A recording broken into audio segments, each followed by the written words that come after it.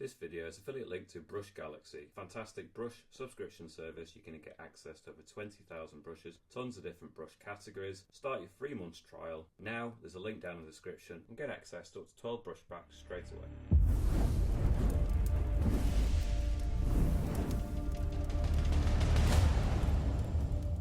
Okay, welcome to another iPad painting tutorial. Today's tutorial I'm going to paint a beach scene with some palm trees and some water. I'm going to break it down to simple steps and stages so you can follow along easily and hopefully produce a result you're really pleased with. I've opened an A4 canvas, just set to the default settings, and then I've already pre-selected some colours in this area. If you look down in the description, there is a link to my Patreon page and you can download the colours there for free as a file. Alternatively, you can look down in the description as well, and there are some codes. You go to the value section within the colours, type in each of the codes there, press enter, the colour appears up here and you just tap it into your own colour palette. You'll also notice in the description there is a link for my Instagram and my Facebook group. If you haven't got this tutorial or any of my tutorials and want to share the results with me or other people in those groups, then you can do that by either joining or following me on those links. In terms of the brushes I'm going to be using for this tutorial, I'm going to be using airbrushing, and the soft and medium brush I'm going to be using within inking the syrup brush, and then within drawing I'm going to be using this sticks brush. And once you've got all those things prepared, then you're good to go. So let's get started. So the first brush I'm going to be using is the airbrushing and the soft brush. So I'm on layer 1, I'm going to go to my colours, I'm going to pick this first colour, which if I go to the colour disc you can see it's pretty straightforwardly just a kind of purple colour. So I'm going to put my brush size up to around 15%, put it at 100% opacity, and then I'm just going to create a section at the top where I really have quite a lot of this purple. I'm then going to go to my adjustments, my Gaussian blur, and I want to affect the whole layer. I'm just going to soften that in to about 80%. I'm going to create another layer. I'm going to put it underneath this time though. So the purple layer is on top, I'm going for a layer underneath. I'm going to go back to my colours. I'm not changing the settings. I'm just going to pick the next colour along, second colour, and I'm just going to do something similar to what I did with the first colour, except I'm going to extend it down a little bit further this time. And then I'm going to go to my adjustments, my Gaussian blur, affect the whole layer, and I'm going to blend it in to about 80% again. Unselect, and now you can see if I deselect either one of those, you can see the combined effect of both of those. I'm going to create yet another layer. I'm going to put this at the bottom again. So we've got the layers go down 1, 2, 3 so far. And then we're going to get this third colour in. And we're going to start lower down into this bottom area and just put it around there. We don't need to worry about the bottom of our scene. In fact, let's go for the bottom of the scene. Let's get rid of the white because it is a little bit of a distraction sometimes. Let's go to the adjustments, Gaussian blur. Let's affect the whole layer and let's blend that colour in now. We'll put this at 100%. Create another layer. And this layer, we're going to leave where it's put it. So it's put it above layer 3, which is great. And we're just going to go to the fourth colour in. And we're going to use this colour now to identify where the horizon line is going to be in our scene. So I'm going to put the size of the brush down to around 8%, and I'm going to turn the opacity down as well to around 70%. And I'm just going to use this now a little bit more carefully, somewhere around this area. I'm just going to do a line across, hold it, and it snaps to a straight line. And then we can go to the Gaussian blur again within adjustments, affect the whole layer, and just blur it in to around 40%, something like that. Now if we go back to our colours, we'll notice we've got these two really bright colours, and we want to increase the luminosity in the centre area of this scene. So what I suggest we do is we go to the top layer and we create another layer. So now it's going to put it on top of everything else.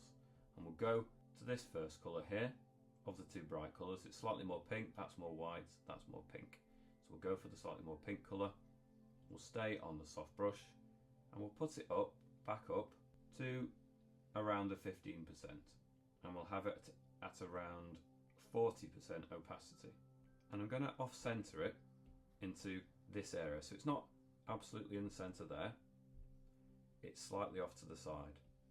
but I'm just going to create a slight hint. There's this colour coming in here, and we're going to blur it in as well, so we don't need to worry too much. But I'm going to extend it across a little bit and blur it in like so. We're just trying to increase the luminosity in that area, so we'll go now to the whiter colour and we'll just add more of that in as well, like that. Then we'll go back to the Gaussian blur, within adjustments, Gaussian blur, affect the whole layer, and we're just going to soften that in to around 50%. To fill in that layer, I need to just perhaps reduce the impact of it, so we'll see it without and we'll see it with. Fill on max is a little bit too much, so I'm going to dial it back to around 60%, like that. And then I am going to create another layer, and I'm going to repeat the process on this new layer. So we'll go back to the pink colour. We're still on the 15% or thereabouts brush size. We're still on the around 40% opacity. And I'm just going to work into this area a little bit more again. So let it maybe feed off to the edges a little bit more this time. Can start to be a little bit more discerning. Just soften it in a little bit. Then we'll go to the white colour. Maybe just increase in this area the power of that white colour a little bit. Something like that. And then again we're going to go to the adjustments, Gaussian blur, layer. So we want to affect the whole layer again of that blur, and we'll take it up, not all the way this time, so somewhere around the 30%.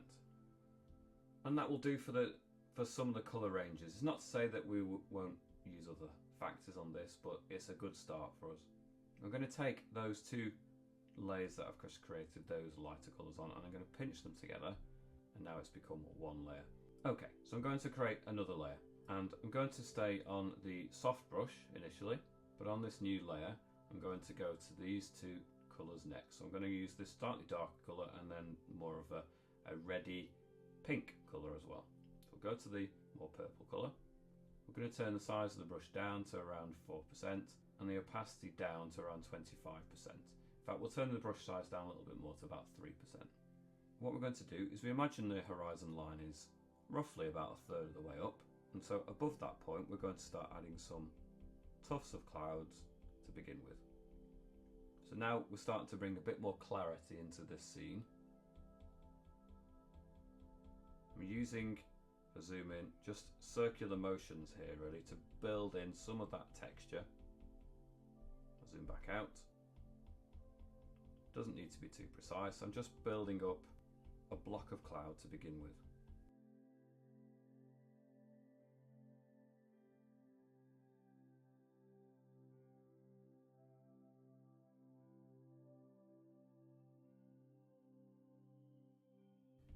We can also have breakaway sections from this cloud, little blobs.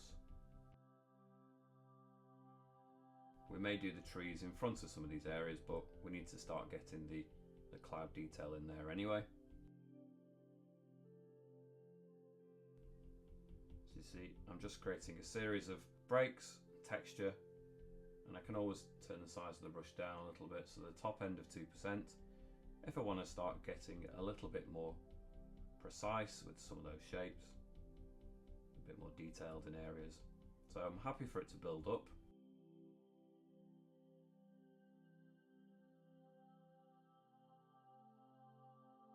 So what might happen as we get lower down, nearer the horizon line, is you're probably going to get some more broken and smaller textures. And as we get slightly higher up, it partly is going to be clouds that are slightly closer to us. So just like if we were below the horizon line, anything that gets closer to that horizon line is likely to be something in the distance, and something lower down near the bottom of the screen is going to be something nearer to us. The same kind of happens when you go above the horizon line. So anything that's higher up tends to be something that's closer to you. Anything that's closer to that horizon line point is going to be more distant. So as we go higher up, we might get some larger blocks of cloud. Not necessarily they are larger, they're just closer to us.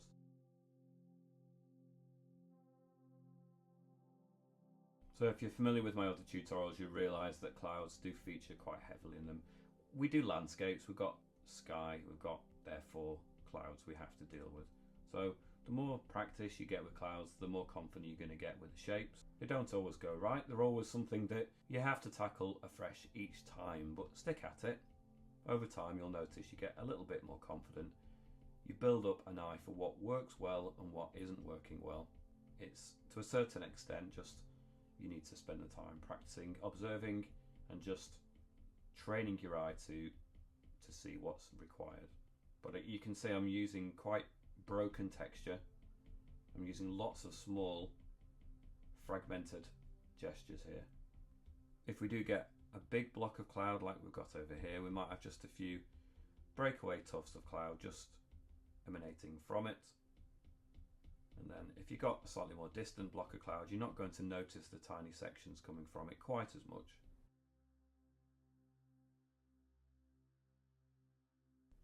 So I want to extend all these clouds, or these clouds, all the way across.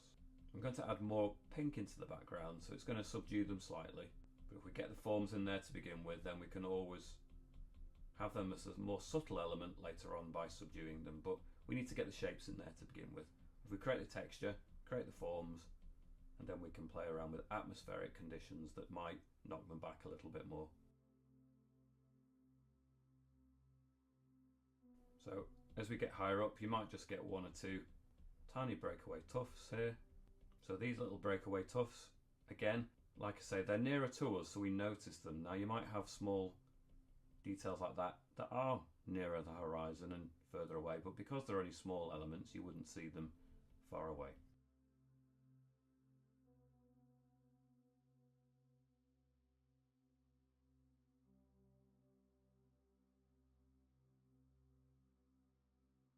So as well as the round motions with the Apple Pencil, there's a certain extent where it's streaking across as well, stretching out those shapes. Especially as they get slightly more distant, you're going to notice less of those round shapes and a slight stretching out and streaking across the sky there.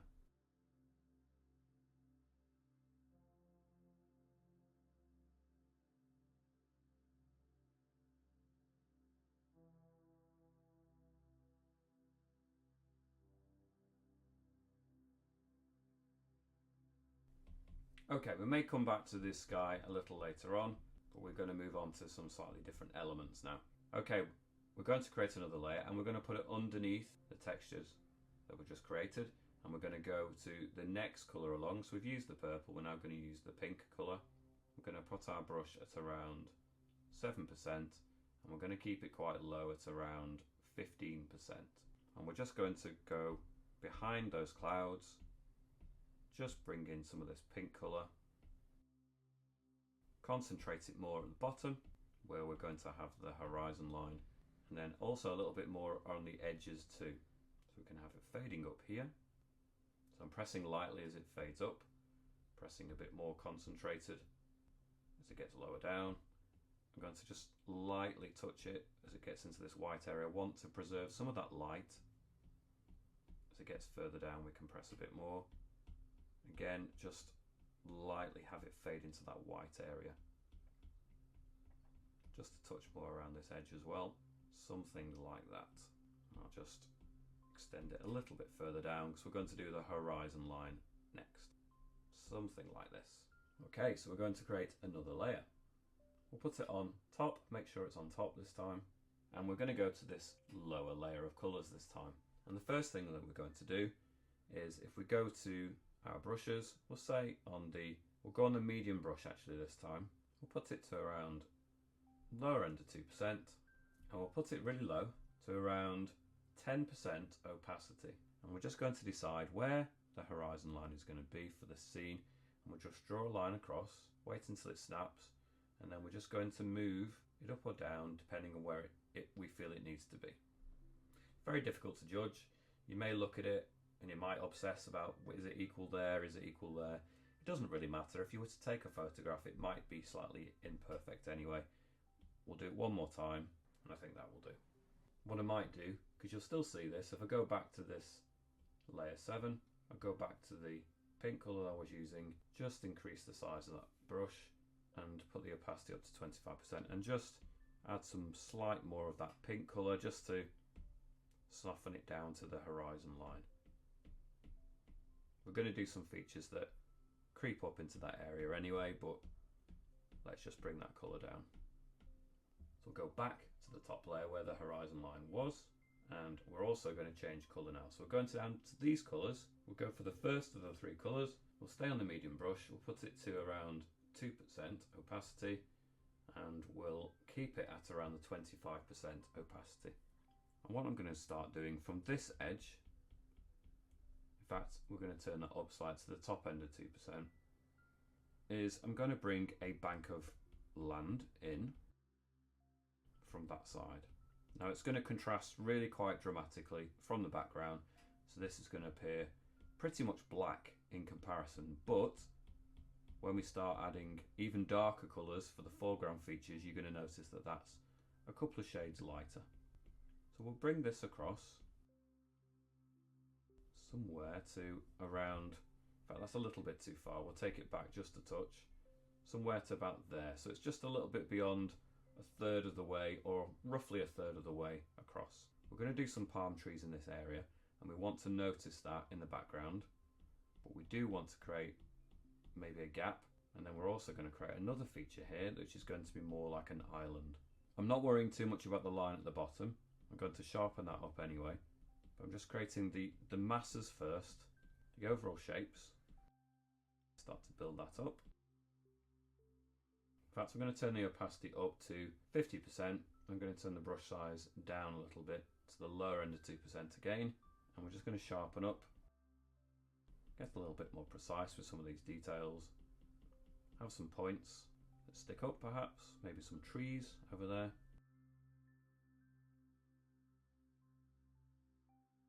And then maybe we can have a final little island over here as well. I'm going to increase the size of some of the shapes in this area, and I'm also going to just create some noise along that top edge. So if I zoom in a little bit, I'm just going to create some broken texture on that top area there. So it might be there's trees, it might be there's just general rocks. You don't need to really be very precise as long as it's not just a flat edge. So I'm just using a tapping kind of texture just to break it up on that top area.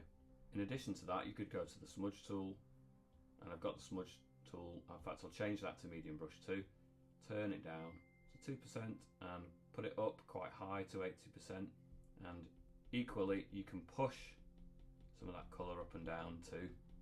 Doesn't need to be used with the actual brush tool. You could take the colours you've already created, you've already got, and you can manipulate it. I do like using the smudge tool for this kind of effect. I do find it very useful.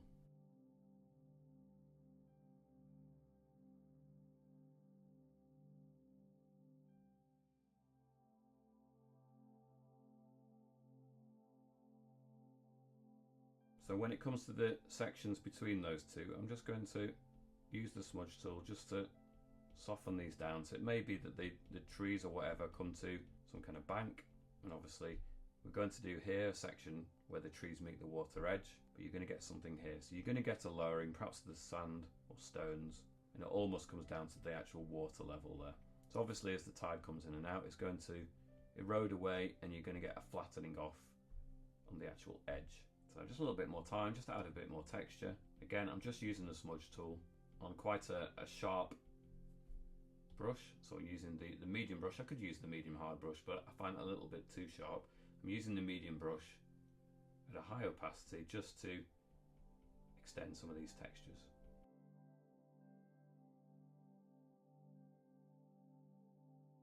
Okay, so the next thing we're going to do is we're just going to enhance that effect a little bit. So we'll create another layer, but we're going to put it underneath that layer. Go back to our colours, and I'm going to use this second colour in now.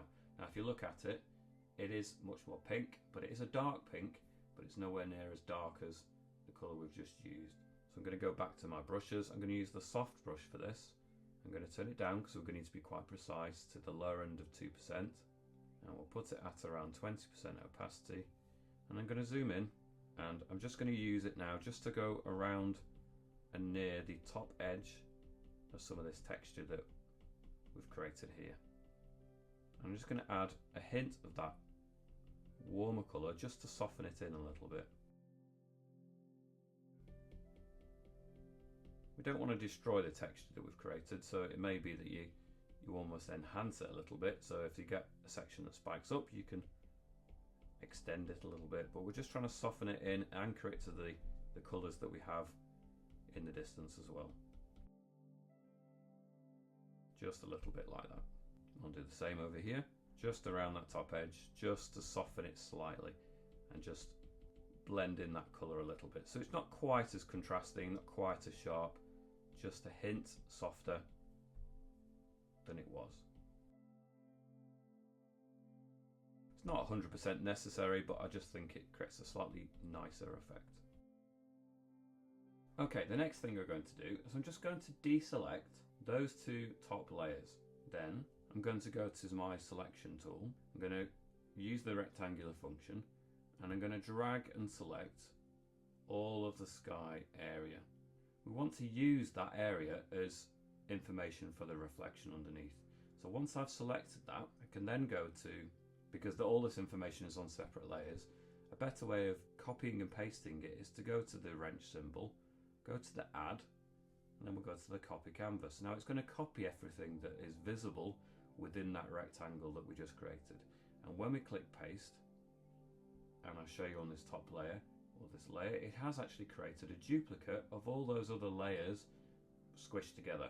And if I go to the adjustments tool now, or the transform tools, sorry, you can see I can now manipulate everything that I've done so far in that area that was previously on separate layers now as just one image, which is really useful because I can go to the flip vertical and I can put it down underneath everything else at this point. I can then go back into my landscape and I can put in the top two layers of the island features.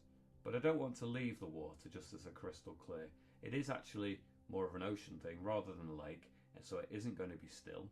So on that layer selected, we're going to go to the adjustments, go to the motion blur, affect the whole layer.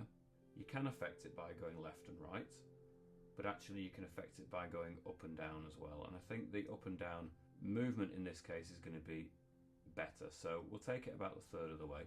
For some reason the percentage has disappeared. We'll try that again.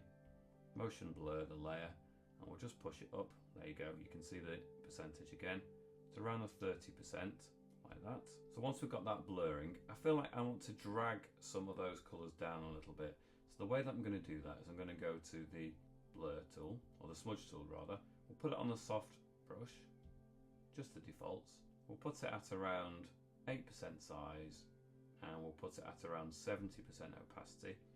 And I'm just going to carefully do this. So I'm going to go for probably the dark colours predominantly. I want to create a sense that if there's a dark mass there, that it's creating a dark reflection that drags down. We're going to cover this bit with palm trees anyway. But if there's a light area, then that needs to extend down too. There's a dark area, so we want to grab from the dark bits and just pull them down a little bit further. Keep dragging them down. Now there's a light section there, so I'm going to reach up into that lighter area and just make sure I can feature the lighter shadows. Bring them down as well. I can always go back into these areas with those colours if I need to create a further sense. We're also going to add texture to these areas too. So just up and down a little bit more. Okay, just below the horizon line, we'll create another layer and we'll put this on the top of everything. And we're going to add some of these lighter colours into this section here. So we'll go for the lighter colour, not the white, but the lighter pink. We'll go for the soft brush and we'll put it at around the top end of 2%, but really quite low at around 10% opacity. Or somewhere in that region. If it's a little bit higher or lower, it doesn't really matter. We're just going for general sense. So, and we're going to do some of this lighter tone. We can keep it quite streaked, quite stripy. It is on top of everything else. So what we should get is start to cover over some of these blemishes, some of these imperfections that have remained. Now we're going to use some darker colours on there as well, but if we just start by having some of these stripes reach across. So it's disturbance in the water. Perhaps it's just picked up a little bit more of the light because it's more disturbed, more broken. And then we can go to some other colours. So we can go into this second colour, in fact. And let's start to build some more of that colour, perhaps at the top edge over here. Perhaps just picking out some of the blue, some of the purple from the top. We'll bring that across. Just angling it, just so sometimes it's easy to angle your work, just to help get those lines in. Go back to this darker colour even. In fact, this was the colour we put right at the very top, so there's a lot of this in the environment. So it makes sense that you're going to get, in any broken texture, it's going to pick up some of that colour as well. So we can extend that all the way across. And then maybe just a hint of it over here as well, like that. Okay, I'll come back to some of the broken texture in the water a little bit later. I'm going to create the main feature, if you like, of this scene, which is going to be some palm trees. So we're going to create another layer on top of everything else for that. We're going to go to the darkest colour that we've got, which is this black colour. We're going to go to our brushes, and we're going to go to the medium brush this time and put it up to around 4% and around 90% opacity, because we're going to make this really dark. And I'm going to start building up some shapes here. This is going to be a combination of sort of rocks and other things right on the very edge of the water.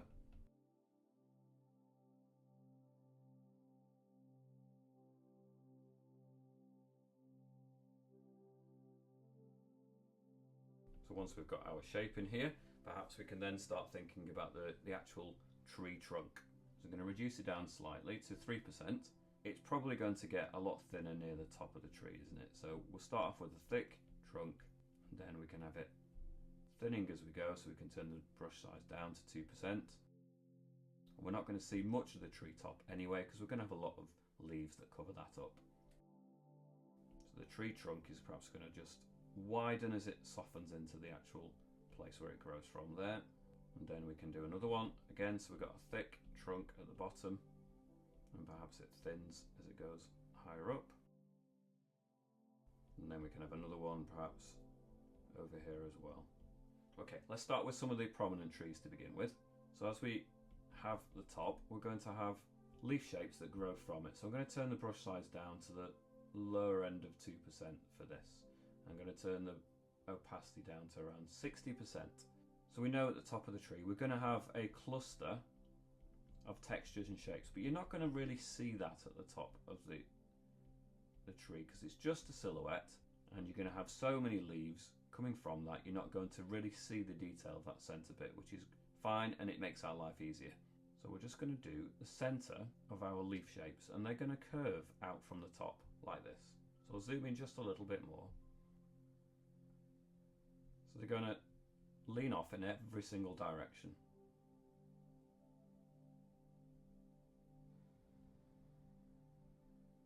Like this. Now some of them may overlap.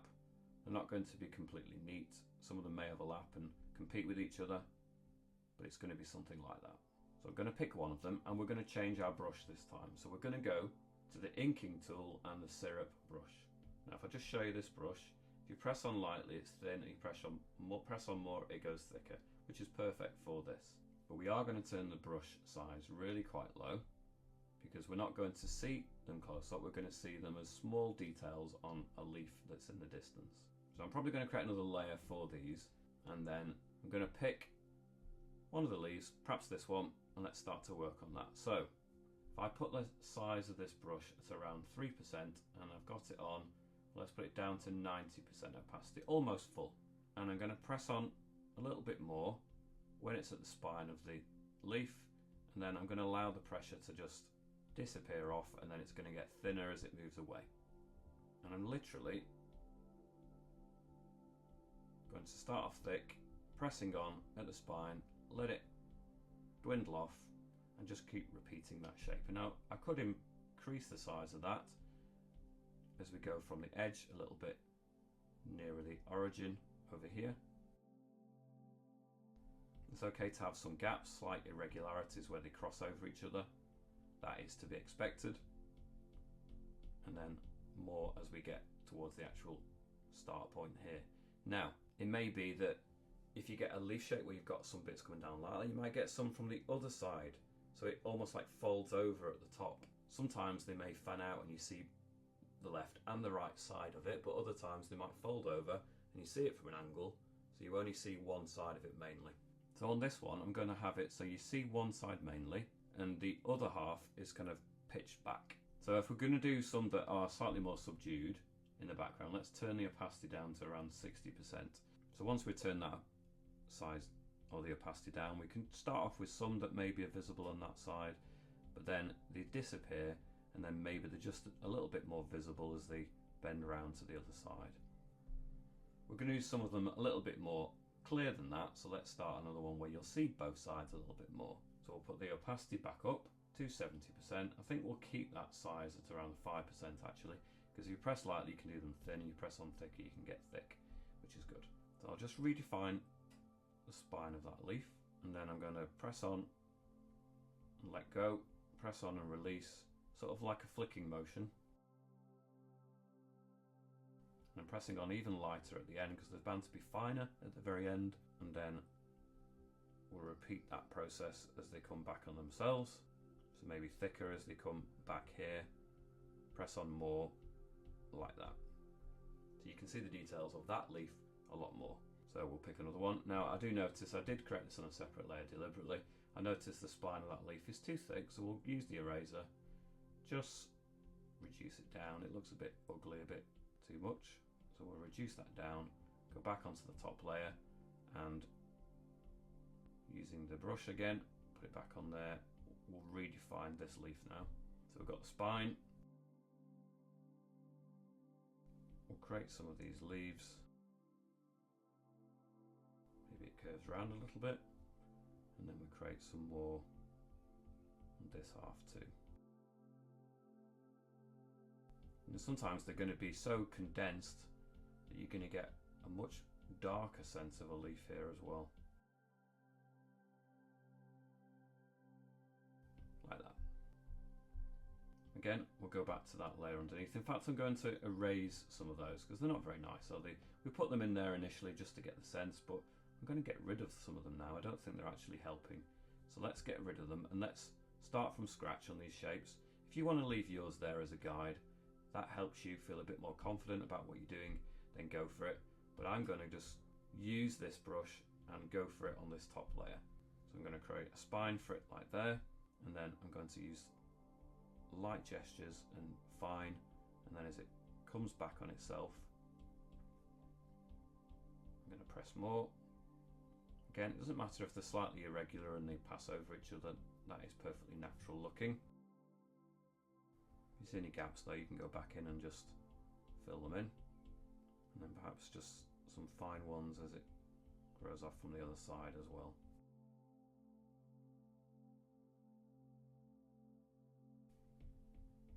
Maybe we've got some that go in front of all of these, and you're just building up some that you don't really see the detail of, but it's building up the general mass and the darkness in this area. Because you're going to get clusters of those leaves. It's not going to be all separated neatly for us, so we can see every single leaf. Sometimes you might get one here, for example, and it goes over the top of everything else that you've done. And you get more of a cluster effect than an individual leaf being that clear. Let's create a really nice clear one though. So we're going to do the main leaf, and let's do some really clear leaves here. So we'll do the fine sections at the very end. So it curves that way and curves that way. Press on more at the spine and then flick it out. Press on a bit more as we get closer to the actual tree. So we're getting finer as we get towards the end. And then as it gets closer to that thing, they're going to start disappearing there as well. And then we can do some going from the other side perhaps.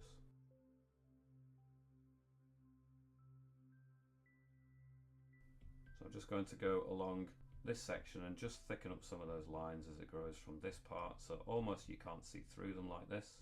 So you want to see some clear details, but then you want other areas that are just so blacked out that you don't see very much.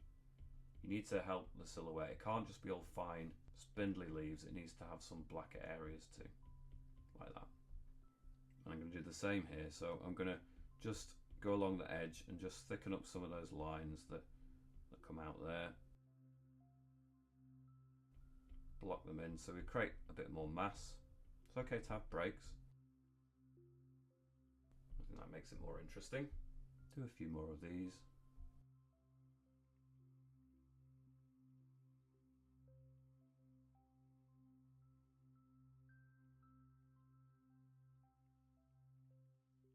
So fine and near the end, then they thicken up as they get more central.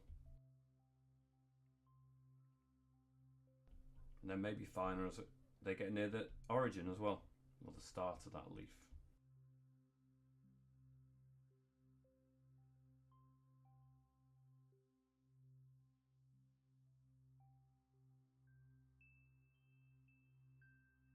So as we get more in this sort of central area, we're going to have a few tufts that maybe stick out of leaves that are just about growing, but haven't quite emerged into fully fledged branches and leaves yet. But you're definitely going to get the sense that there's something happening there. So we'll just create a build up, a concentration of textures. We can just sort of circle around that area, keep building it up a little bit more, make it denser. Maybe one last branch coming in here. Now one thing you can do with these once you've done that is that you can go to the Gaussian blur, affect the whole layer, and just soften it in slightly, because it is very sharp as it stands. So if you just soften it in just maybe a percentage or a percentage and a half, it just makes it slightly less razor sharp. It's still going to be very detailed, but you can still see the precision of it, but it just subdues it slightly, makes it slightly less biting compared to the background.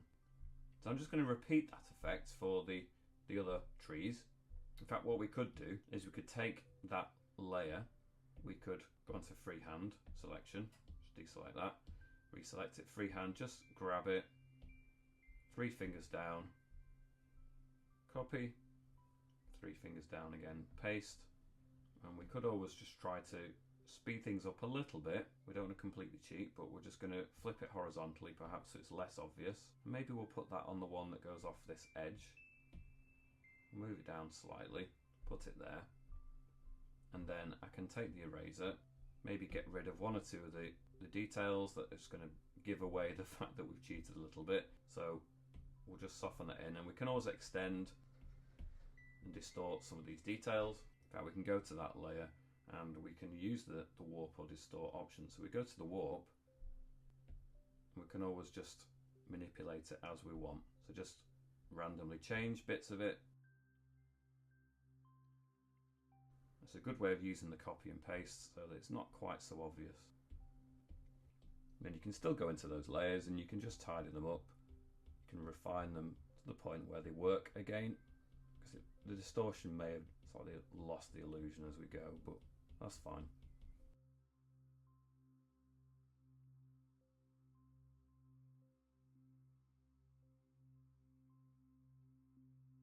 Again, just increase the size there, just black in any areas where you just want to increase the density.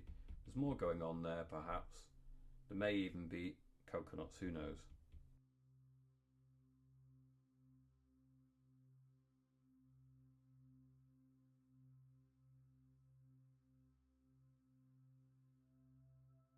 If you want some to be slightly less sharp, you can just subdue them, turn the opacity down. You can still add them and it still be very noticeable, but you can just subdue them slightly with a lower opacity. So alternate. If you've got some that are at the top that you want to be just slightly less obvious, then you can just reduce that opacity. And then turn the opacity back up when you want something more dominant in that scene.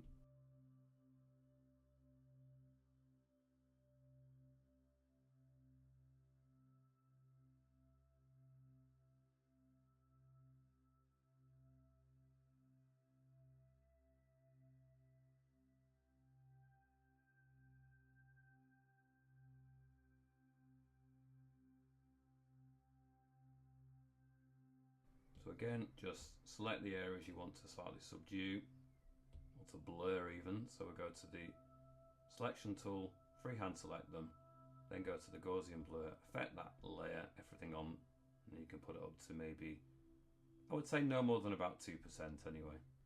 And then I feel like I need to do something more in this area. So go back to the airbrushing, medium brush, maybe a smaller brush here, or a smaller tree rather, so that's too thick. Maybe it's not smaller, maybe it's just slightly further back. Just erase any bits that you're not happy with. Go back to our brushes, go back to the inking and the syrup brush, and let's just add in what's necessary. Again, we could go to one of the other details we just created like that one, so we could go to the selection tool, grab some of that,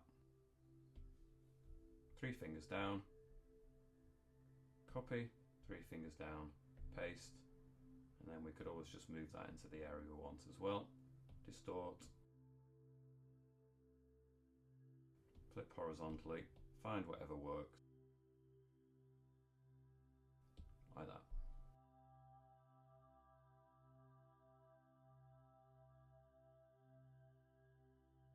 I'm going to get rid of that one. I don't think that one's necessary, so let's get rid of that. Go to the tree trunks. Let's get rid of that tree trunk. I don't think that's required at all.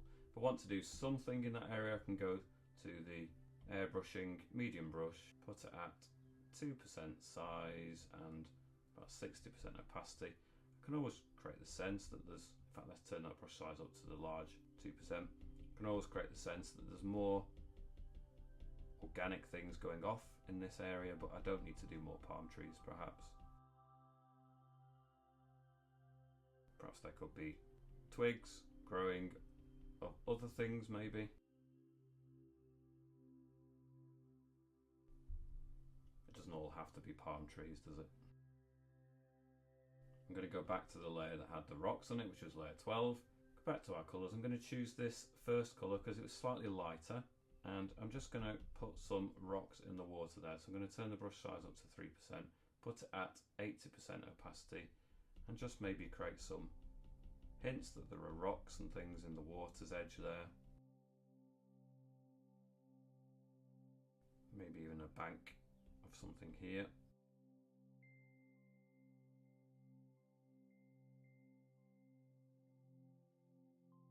Turn the size of the brush down just to refine some of those details. I'm not spending a long time on these. If you want to spend a bit longer on yours, just refine some of the details. I do get you to the place where we create an overall effect, but sometimes the detail is up to you. And then we're going to create another layer on top of everything else, and I'm going to go back to my brushes. So we're going to use the drawing brushes and the sticks brush, and we're just going to carefully now try to put in some of these other colours. So I'm going to start with this lighter colour here, so it's the third colour in.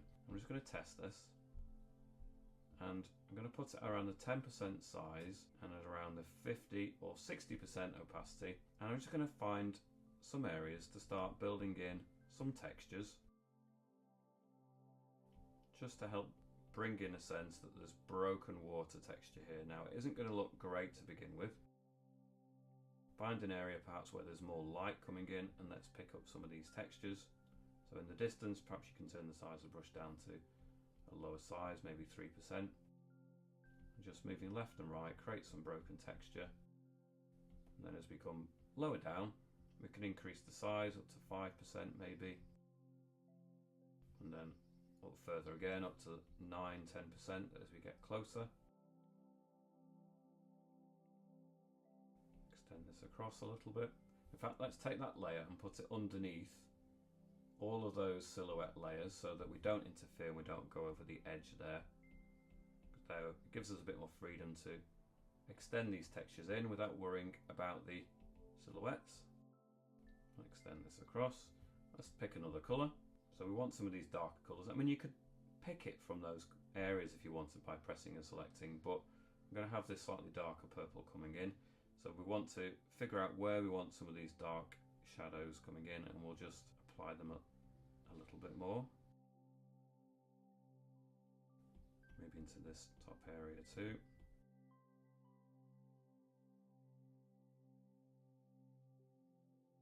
Flick to some of the lighter colour again. Bring some of this lighter colour down a little bit more.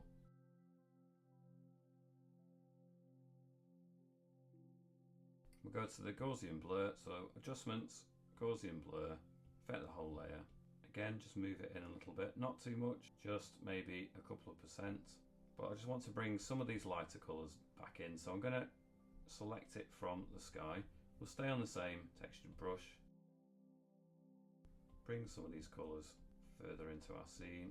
Again, we're on the sticks texture brush. So last couple of details now. I'm going to, on this layer, go to my soft brush, go to the third colour in, put it at around the 3% size and keep it quite low, it's about 10% opacity, just to build in some light colours here. I'm going to soften in some of this texture. In fact, I'm going to turn the opacity up to about 15%.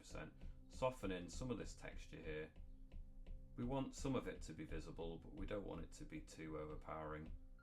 Have a play around with the texture, see what you can make work. Maybe go to some warmer colour, we'll go to this warm colour at the end, feed some of this colour in on this side as well. So I'm just going to go back to that light layer there, where we had all the white, which was layer 5. I'm going to go back onto my white colour on my soft brush at around 10% size and about 10% opacity, just to add a little bit more of that light in there. But I don't want to do too much, just a little bit more like that. And then I'm also going to, just to bring it into this area, go back onto layer 16 and just with a small brush, maybe about 2%, same opacity, just bring some of it down into this area too. Just so it connects the two zones there. Okay, I'm going to leave it there at this point. If you've enjoyed following along, do make sure to subscribe if you haven't done already. If you want to share your work with me and other people, then you can tag me on Instagram. You can join the Facebook group. Both of those things are linked down in the description. You can support me over at Patreon. But if you can't do that, just hitting the thumbs up, liking the video, sharing the video. All of those things are really useful. Thanks very much for watching. I shall catch you back here soon. See you later.